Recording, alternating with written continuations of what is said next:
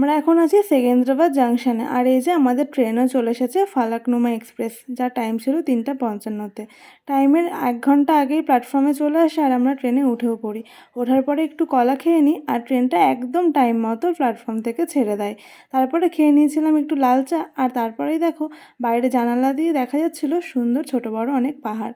তারপরে হায়দ্রাবাদ থেকে আনা একটা জিলিপি খেয়ে নিয়েছিলাম, আর রাত হয়ে যাওয়াতে আমি আমার টাইম মতো ডিনারটা করে নিই।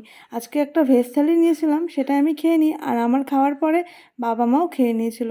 সবাই খাওয়া দাওয়া করে আমরা বসেছিলাম, তারপরে বাবা আমার বিছানাটা করে দিচ্ছিল কারণ রাত হয়ে গিয়েছিলো। আর আজ রাতের বেলা পূর্ণিমা থাকায় জানালা দিয়ে দেখো বাইরে চাঁদটা দেখতে ভীষণ সুন্দর লাগছিল। এখন সকাল হয়ে গেছে, সকালবেলা ঘুম থেকে উঠেই দেখি মা আর বাবা চা নিয়ে বসে পড়েছে। এখন আমি উঠে ফ্রেশ হয়ে নিলাম আর তারপরে নিয়ে বসে পড়েছি আমার ব্রেকফাস্ট। এখন খাবারটা খেয়ে নিই, এরপরে কী কী করলাম সেটা এর পরের ভিডিওতে নিয়ে আসছি। আজকের ভিডিওটা এখানেই শেষ করলাম।